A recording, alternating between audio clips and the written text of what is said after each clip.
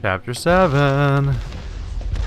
I would never have let the drill start if I had known the consequences. It trapped us here. You trapped us here. I am doing my duty. It is the right thing to do. I am a machine. I cannot do wrong. Yes, you can. I am a machine. Can a calculator commit evil? Can a watch do good? You are projecting onto me the personality you wish, whether that is good or evil. But I am just a speaking clock, and at the third stroke the time will be 3:41 and 55 seconds.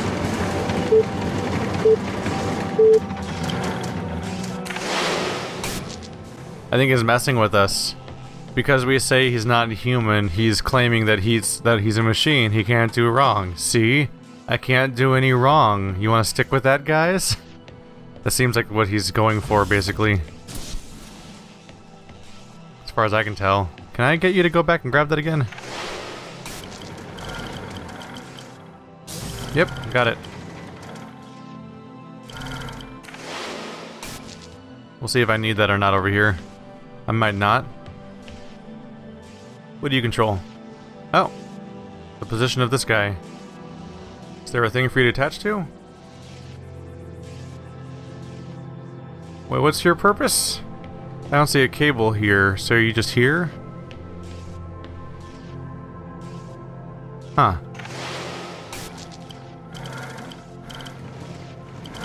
Let's put this back up here for a second, and we'll give this a go.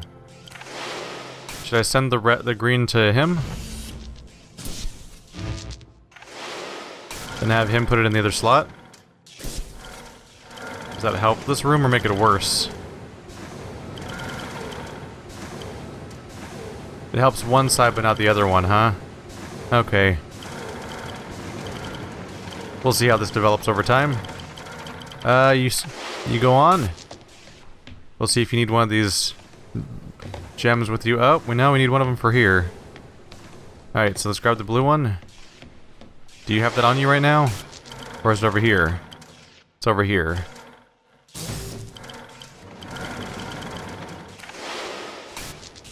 Blue is mine!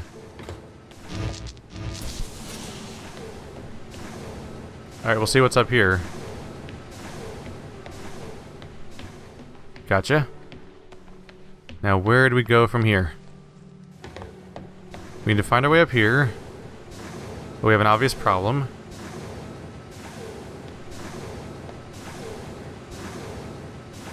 Oh, I also can't see him from here. Oh, crap. I wasn't thinking about that. If he's not standing in the right spot, I can't control him.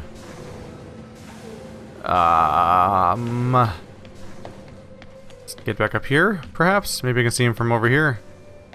Nope. Well, let's go on our return trip. Do-do-do-do-do-do. Hello, friend. Get you somewhere I can control you. As dark as that sounds in the context of basically everything that's been happening over the course of this game. Up we go. Let's head to the other staircase first. Nothing under here, is there? They're just kind of, yeah. Not much going on there. Alright. Having trouble picking him now. There we go. Alright, you're on that. So how do I get these guys to move at different intervals? What if I remove the green?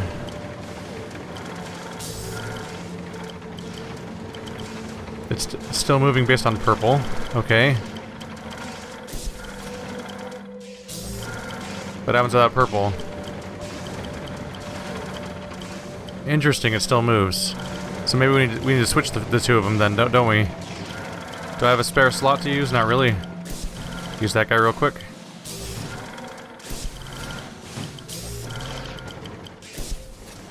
How is that? Now they're lining up. Yeah, when she's getting startled, when she flinches because of the movement, you lose the ability to switch between the two characters for some reason. Oh, we're already done. It's all taken care of now. Oh, we're gone. All right. We should attempt to communicate with Earth. Let them know. They might be able to help here. The ISA already knows all they need to. It may never know the details of what happened here. But Ava, the true test of a person's character is what they do when no one is watching. What they do when no one's watching.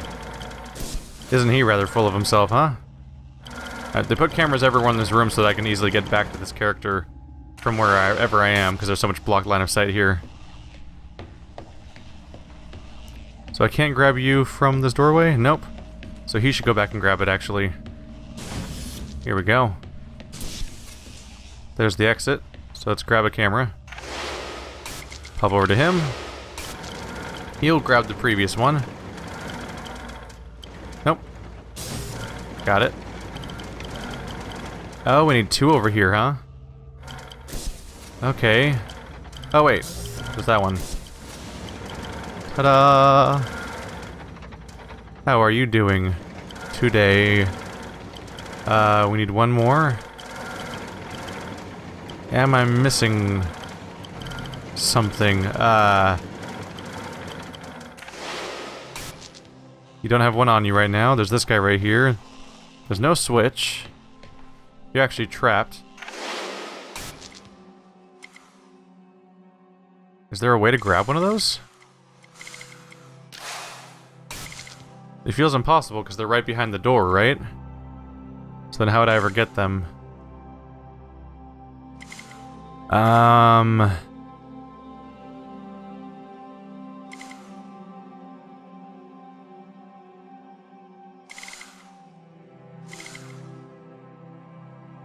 Can you go back and grab the original? Didn't you already grab that one?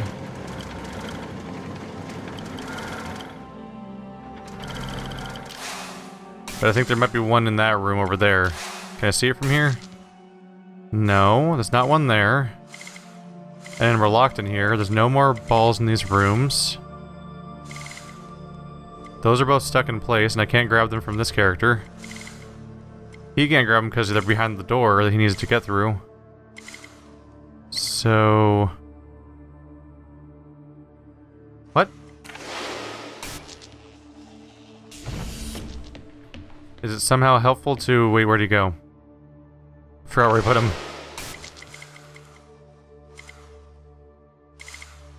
Over there. Oh, I get it. Because I can just throw them up on the wall there, she could use both of those. Except for the part where you can't get past the wall.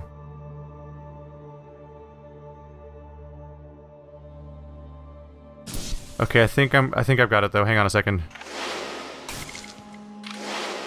Grab you back, put you on this wall. So we need to put one on this wall. Then I can go trap myself. Now I'm good.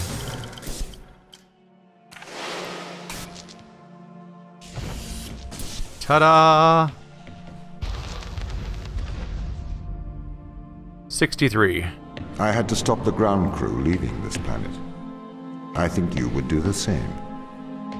Would you kill a few to save all of humanity? Or would you damn all of humanity to save a few? There's a difference between murdering someone and leaving them to die. No, there is not. You can't just add and subtract life. It's not math. It's more nuanced than that. Morality is logic. There's gotta be something interactive around here, right? Gotta get over there. In order to get over there, I need to go somewhere else. Does this thing go left or right or just forward? It looks like it just goes forward. Let's try the cameras. They must be able to control something else. Oh, it rotates. Whoa. Well, that's kind of a big deal. Let's see what's in here. What did you control? The ramp? Okay. What? Don't know why I'd care about the ramp right now, to be honest. I got a ball now. There's that.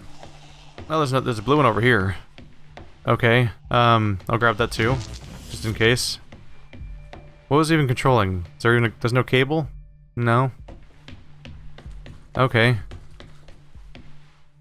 So for example, I could stick this here and it would just stay open forever. But is there a reason to care about that?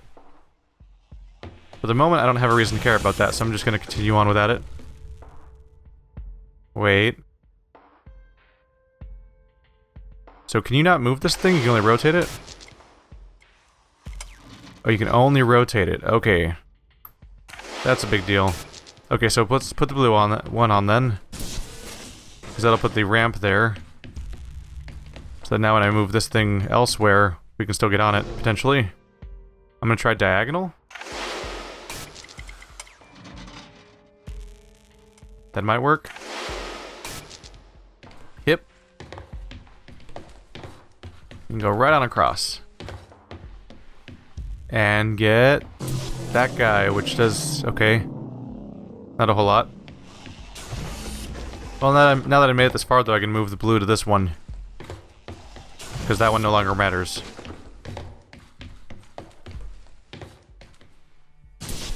Gotcha. And we can just spin this around to check out the other side. Gotcha. And this is in here, which, oh, that controls something kind of important. Okay. Good thing we got to that. So, given what that is, I'm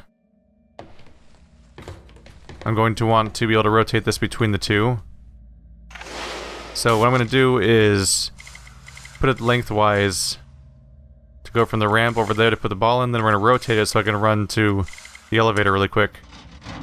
And hopefully we can be nice and fast about that. Or it might take a few tries.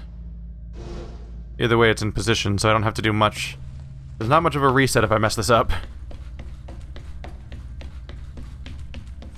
Alright, here we go.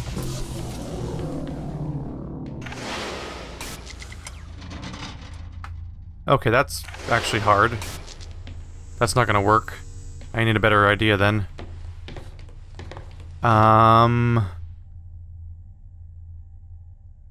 Stand to the track. Oh, duh. Just use the, blue. There's no reason to use the time limit at all. Oh, right, we have to grab the red one first. I guess the red one hasn't actually served a purpose. Maybe it'll do something up there, on top. I kept incorporating the red one kind of by default, just because it would seem like it would solve stuff, but... Wait, no, it has to be the... It does have to be the red one. Maybe I can just rotate in a certain angle where I can jump on just right? Maybe I can jump on the edge of that. Let's put you back real quick. I realized using the blue one to buy more time doesn't make any sense because the blue one won't ever wear off, which means that it'll never go back up. So that's also useless. That was not a fully thought out idea. So now the question is, can I jump across this? Looks like it. Let's try it. Got it. There we go. There's some problem solving. Take that, machine robot man. You can't do crap. 64. These tests, Ava, they are about us working together. The machine assisting the human. See how much better we work together. As a machine, I can enhance your morality. So taking that out moves the camera into here, I assume? Is there any reason to want the camera to be over in the other room? This room seems kind of pointless. Unless I'm going to find the robot man and send him in here. And then I could use him then, I guess?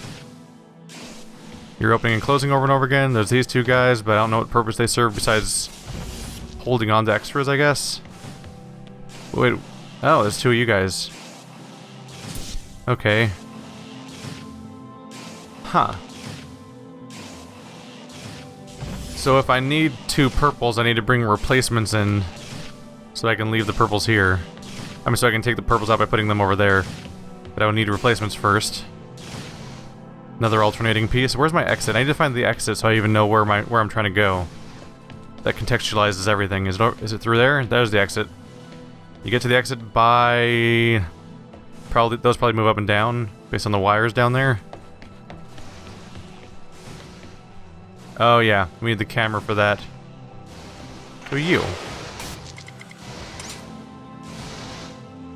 Okay, so we just need to manually do that. And also there's another one somewhere. This one goes through to here, so we need a camera in here. I mean, this camera momentarily can go in and out of this room. Long enough to do that.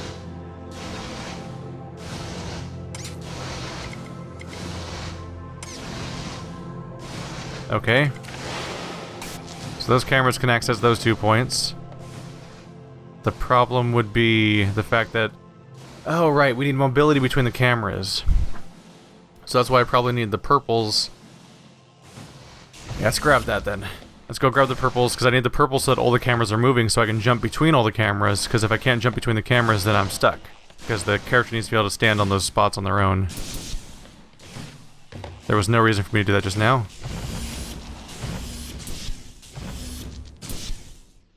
There we go. Alright, let's go slot these in. So you're one spot. You're the other. I might have to reverse this green and this orange, and this purple, we'll see. We do need to reverse them, because they're out of sync with the, they're currently out of sync with the top camera. Alright, let's go get on these guys. I got this solved, I think. There we go. Careful. Alright. This part's slightly aggravating. Come on, there we go. Ah.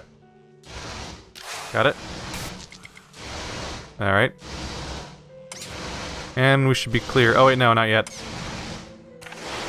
I never moved over to the other one. Alright, start over. My bad. I forgot to switch between them. Yeah. By the time you finish the transition, you're in the opposite room that from what you think you're in. And the door's already open. Cool. Yep. 65. After this one, there might be another secret. Are we still friends, Ava? We're colleagues, Tom. Close colleagues? Work colleagues. We're colleagues. Are we friends? He's got no... He's just got no sense of what's going on here and why, like... He doesn't even understand that the people would dislike him and not be happy with him after the fact that he's, like, trying to get them all killed, one by one. At this point, he's trapping them all on the planet. They have no relationship with each other. He probably killed one of them at least already, if not more. And he's saying that he's going to use lethal force against the rest if he needs to. And then he's like, are we friends? Not quite on the right track here. What do you do? Oops, I always forget to hold down the button at first. Oh, hello. You can move the light bridge around. Got one. Aha! So that's how we bring him up, huh? What happens if I get off this beam? I just fixed that guy over there, so everything's fine. Right, let's bring you up.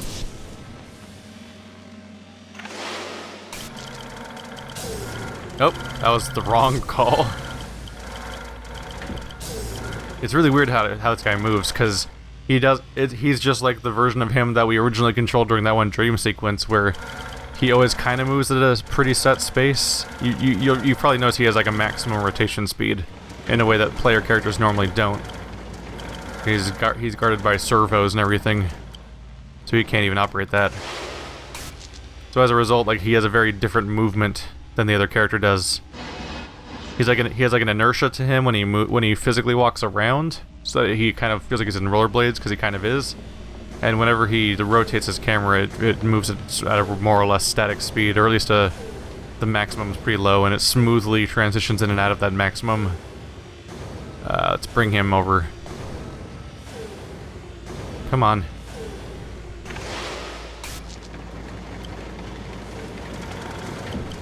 Alright. Now what are we going to do in here, Ava? As I get ready to destroy all of, you know, mankind. Oh, well, no, not all of mankind, just these ones. Just these specific mankinds. Do you still have the ball? Yeah, you do. So that makes this one solid. We just need to figure out where we're even trying to take it. So this can go straight across to here, but currently there's no reason to want to be over here, really, unless I want to drop off over there for some reason. But we can turn you.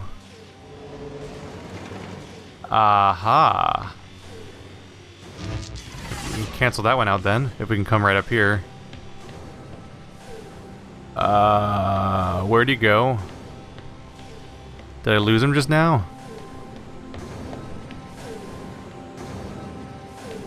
Wait, where did my friend... Wait, where'd Robo-Man go? I completely lost track of where I put him. Did I knock him off somehow by doing this thing? Did I knock him back? Did I push him to the ground or something? Like, what happened? I can't find him. So that's controlling that. So I need the robot to stand there when I walk through. Tom? Weren't you just standing right there? Did I actually push you through the ground by moving the solid laser beam thing onto you? Oh, he's over there. I don't remember putting him over there at all. Did I? That doesn't seem accurate, does it?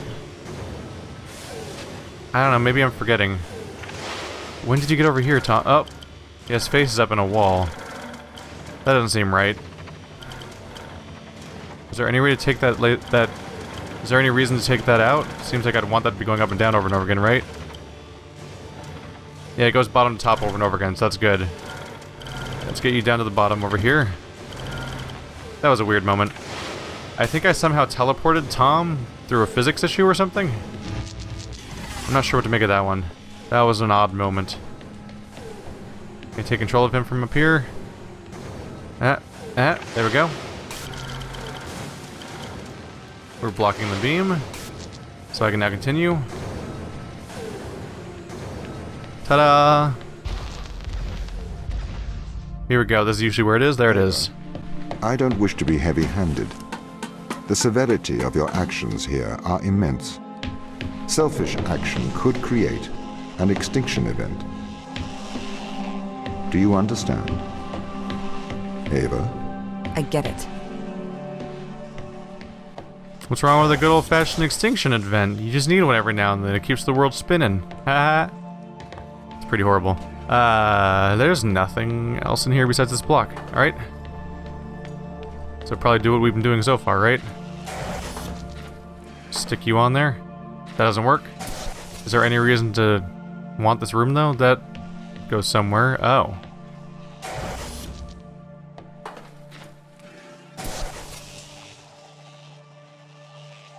Huh. I can't put the box on either of you guys. I can only use the beam, but I can't take that beam at... This... Will you hold the door open? Well, does that work? That's exactly what the puzzle is. I'm like, there's only one possible solution for this. Ta-da! Well, that was comically short compared to some of the other ones. Alright.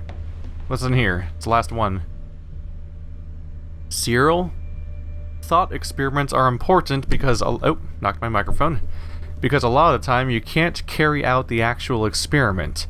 And this is true not only in philosophy, but in science as well. So when Einstein said, imagine that you're sitting on a beam of light going into outer space, well, that's a thought experiment.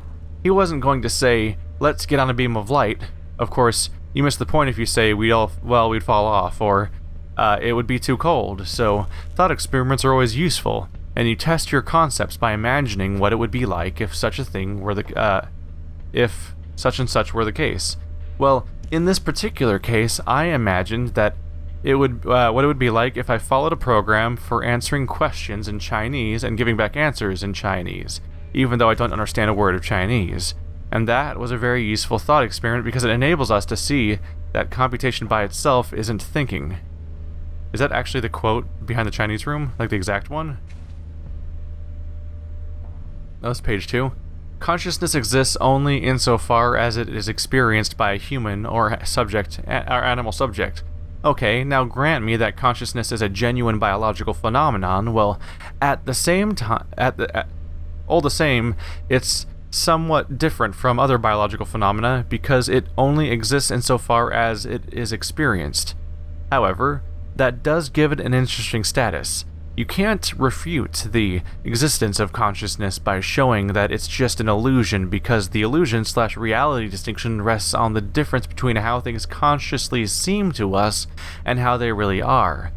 But where the very existence of consciousness is concerned, if it consciously seems to me that I'm conscious, then I'm conscious. You can't make the illusion-reality distinction for the very existence of consciousness the way you can for sunsets and rainbows, because the distinction is between how things consciously seem and how they really are. Consciousness is a biological property like digestion and photosynthesis. Now, why isn't it screamingly obvious to anybody who's had an education? And I think the answer is these twin traditions. On the one hand, there's God, the soul, and immortality that says it's really not part of the physical world. And then there is almost a bad tradition of scientific materialism that says it's not a part of the physical world. They both make the same mistake. They refuse to take consciousness on its own terms as a biological phenomenon like digestion or photosynthesis or mitosis or meiosis and any other biological phenomenon. It's a mess. Making sense of consciousness is actually a nightmare. Is this the... I'm curious. Does it say whose this is? Whose is this? I'm not super sure. Let's just try to roughly center it. No, it's kind of tilting all the time. That's unfortunate. If I stand over here, will it be less tilted? Got more tilted. Oh, got more tilted. How do I tilt it less so I can read it from left to right a little bit better? That kind of worked. I think we all really have conscious states. Is that all it really says? Yeah. Okay. To remind everyone of this fact, I asked my readers to perform the small experiment of pinching the left forearm with the right hand to produce a small pain. The pain has a certain sort of quantitative feeling to it, and such qualitative feeling to it, and such qualitative feelings are typical of the various sorts of conscious events that form the content of our waking and dreaming lives. Such events are the data which a theory of consciousness is supposed to explain. In my account of consciousness, I start with the data. Dennett denies the existence of the data. To put it as clearly as I can, in his book Consciousness Explained, Dennett denies the existence of consciousness. He says correctly that when I wrote my review, I took his book to be his definitive statement of his position on the Chinese room, and did not consult his earlier works. In fact, I did not know that he had produced a total of 7 published attacks on this one short argument of mine until I saw his letter.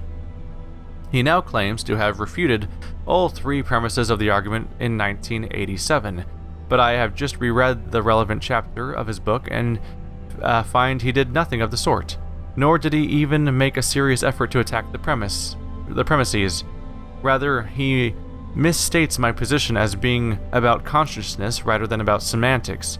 He thinks that I am only concerned to show that the man in the Chinese room does not consciously understand Chinese, but I am in fact showing that he does not understand Chinese at all, because the syntax of the program is not sufficient for the understanding of the semantics of a language, whereas conscious or unconscious, whether conscious or unconscious. Furthermore, he presupposes that a kind of behaviorism.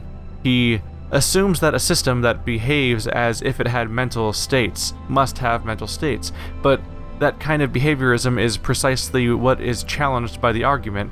So I have to confess that I don't find the weakness of his arguments in my recent book is helped by his 1987 arguments. To perform her italics. What? This doesn't seem like it follows up correctly. To perform her italics. This statement quoted by Hardy, 1949, who adds, "This does not simply... This does not imply that it may not be possible to construct electronic equipment which will think for itself, or which, in biological terms, one could set up a conditioned reflex, which would serve as a basis for learning. Whether this is possible in principle or not is a stimulating and exciting question suggested by some of these recent developments, but it did not seem that the machines constructed or projected at the time had this property. Argument from the continuity in the nervous system. A nervous system is certainly not a discrete state machine. A small error in the information about the size of a nervous impulse impinging on a neuron may make a large difference on the size of the outgoing impulse. It may be argued that, this being so, one cannot expect to be able to mimic the behavior of the nervous system with a discrete state system. That didn't seem directly connected, but they're next to each other and labeled page 1 and page 2, which is odd. But they're discontinuous. Don't tell me this is page 1 and page 2 of the other thing. This is Dennett again. Page 2. So this is Dennett. So this was the Dennett that was talked about before, right? Cyril. No, that's the serial paper. Let's see, and this is where... Which one of you was arguing about Dennett? Yeah, Dennett denies the existence of the data. So this is probably Dennett denying the existence of the data. Alright. Get settled in, class. John Searle and I have a deep disagreement about how to study the mind. For Searle, it is all really quite simple. There are these bedrock, time-tested intuitions we all have about consciousness, and any theory that challenges them is just preposterous. I, on the contrary, think that the persistent problem of consciousness is going to remain a mystery until we find some such dead obvious intuition and show that, in spite of first appearances, it is false. One of us is dead wrong, and the stakes are high. Searle sees my position as a form of intellectual pathology. No one should be surprised to learn that the feeling is mutual. For his part, he has one argument, the Chinese room, and he has been trotting it out, basically unchanged, for 15 years. It has proven to be an amazingly popular number. It has proven to be an amazingly popular number among the non-experts, in spite of the fact that just about everyone who knows anything about the field dismissed it long ago. It is full of well-concealed fallacies. By Searle's own count, there are over 100 published attacks on it. He can count them, but I guess he can't read them, for in all those years he has never, to my knowledge, responded in detail to the dozens of devastating criticisms that contain the criticisms they contain.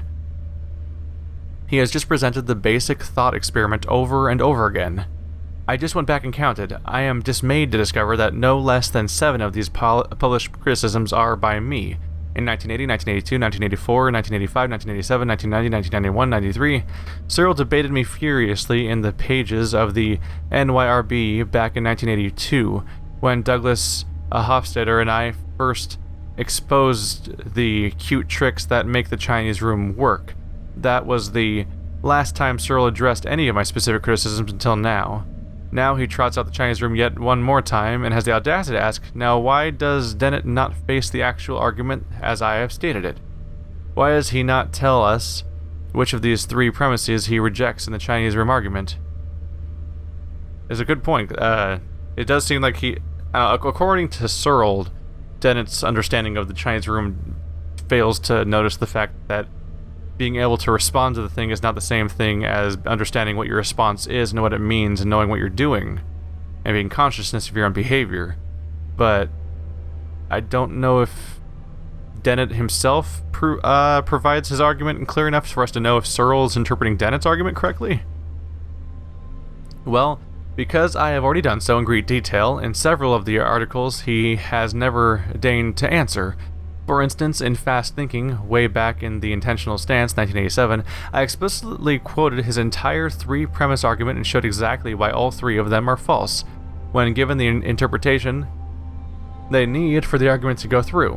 Why didn't I repeat that 1987 article and my 1991 book because, unlike Searle, I had gone on to other things.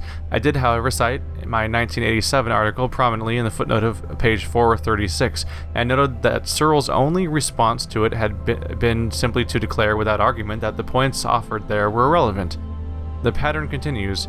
Now he both ignores the challenge and goes on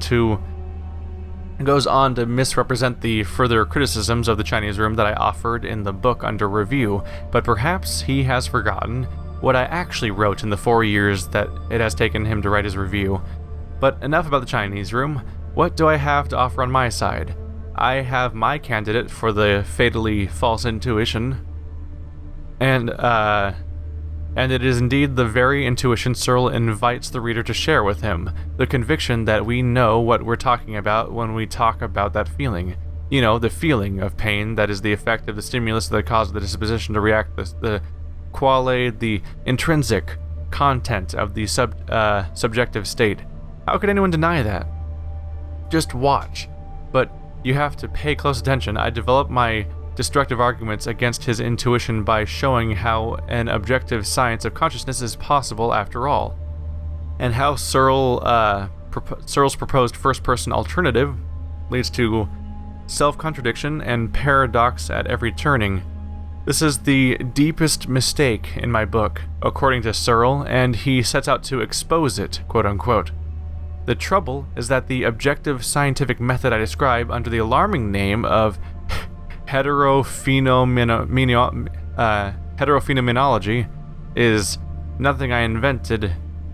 It is, in fact, exactly the method tacitly endorsed and relied upon by every scientist working on consciousness, including Crick, Edelman, Rosenfield, and they have no truck with Searle's intrinsic content and ontological subjectivity. They know better. That's a hell of a spat. So basically, they're just having this pissing match yeah, it's because it's hard to discuss. And so even people trying to discuss it in professional terms are basically just screaming at each other. There are notes everywhere in this room. Oh my goodness. Oh my goodness. Did you find the homework room, the homework room, the homework room? Can I read these guys too? No, those are just the same Moonwatch things that we've always found. Can I do anything with the computers?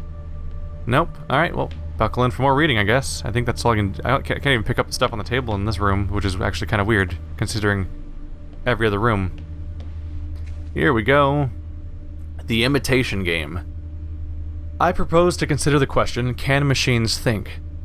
The new form of the problem can be described in terms of a game which we will call the imitation game. It is played with 3 people, a man, a woman, and an interrogator, A, B, and C, who may be of either sex. The interrogator stays in a room apart from the other 2. The object of the game is for the interrogator to determine which of the other 2 is a man and which one is a woman. He knows them by labels X and Y, and at the end of the game he either says X is A, or Y is B, or Y is B and X is A. Whatever. The interrogator is allowed to put questions to A and B. Now we ask the question, what will happen when a machine takes part of A and takes the part of A in this game? Will the interrogator decide wrongly as often when the game is played like this as he does when the game is played with a man and a woman? The questions replace our original. Can machines think? The question and answer method seems to be suitable for introducing almost any one of the fields of human endeavor that we wish to include. We do not wish to penalize the machine for its inability to shine in beauty competitions, nor to penalize a man for losing in a race against an aeroplane. The conditions of our game make these disabilities irrelevant. The witnesses can brag, if they consider it advisable, as much as they please about their charm, strength, or heroism, but the interrogator cannot demand practical demonstrations. The game may perhaps be criticized on the ground that the odds are way too heavily against the machine. If the man were to try to pretend to be the machine, he would clearly make a very poor showing. He would be given away at once by slowness and inaccuracy in arithmetic. May not machines carry out something which ought to be described as thinking, but which is very different from what a man does? This objection is a very strong one, but at least we can say that if Nevertheless, a machine can be constructed to play the imitation game satisfactorily. We need not be troubled by this objection. It might be urged that when playing the imitation game, the best strategy for the machine may simply be something other than imitation of the behavior of man. This may be, but I think it is unlikely that there is any great effect of this kind. In any case, there is no intention to investigate here the theory of the game, and it will be assumed that the best strategy is to try to provide answers that would naturally be given by a man. Ooh, tips from the competing machinery of intelligence, Alan Turing. That's all your fault, Turing. Everything's all your fault. That's more or less...